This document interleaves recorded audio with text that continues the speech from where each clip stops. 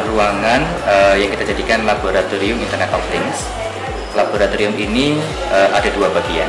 Bagian pertama ialah prototype atau mock-up smart home. Kemudian bagian kedua ialah bagian untuk mahasiswa bisa bekerja sama membuat sesuatu. Nah, di mock-up ini yang kita siapkan dengan handyman, nanti Pak William bisa menambahkan, ialah kita ingin membuat contoh aplikasi Internet of Things di dunia nyata.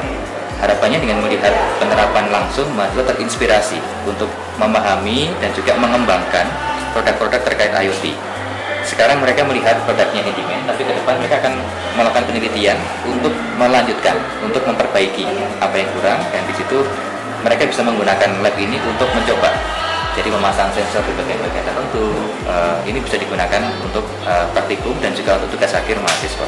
Yang saya tambahkan tadi bukan hanya untuk melihat atau meneruskan dan memperbaiki, tapi bahkan mahasiswa pun sangat didukung untuk bisa membuat sendiri produk IoT mereka. Dengan itu, setelah mereka bisa menciptakan itu, memecahkan suatu masalah yang dibutuhkan oleh masyarakat, kita bersedia untuk bekerja sama dengan mahasiswa itu untuk melaunching produk itu sampai melakukan penjualan produk itu.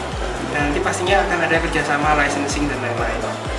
Jadi mahasiswa bukan hanya meneliti lalu create something, tapi mereka juga bisa punya akses ke market dan kita memfasilitasi.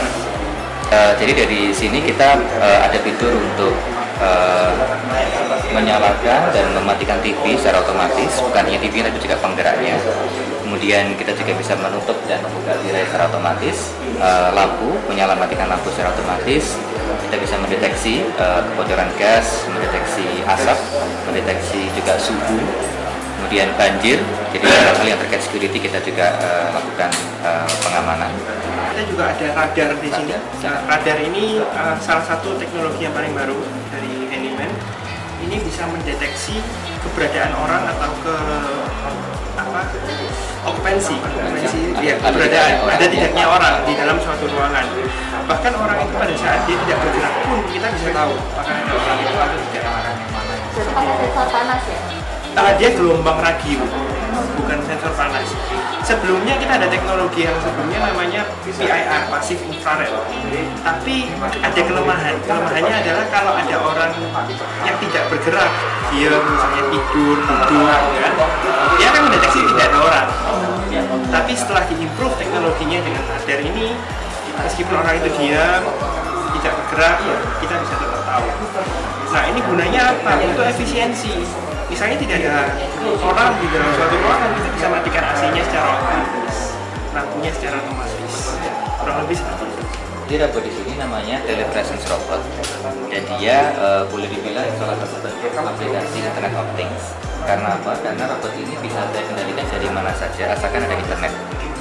Dengan robot ini, selain saya bisa kendalikan secara dari internet, saya juga bisa komunikasi dengan orang lain, dan juga saya bisa melihat sekeliling saya, gitu ya. Jadi misalkan ini saya ingin berkunjung ke lab ini, tapi saya tidak ada di sini, saya bisa kendalikan dari rumah, jalankan robotnya, bisa tengok kiri, tengok kanan, lihat atas, lihat bawah dari rumah saya.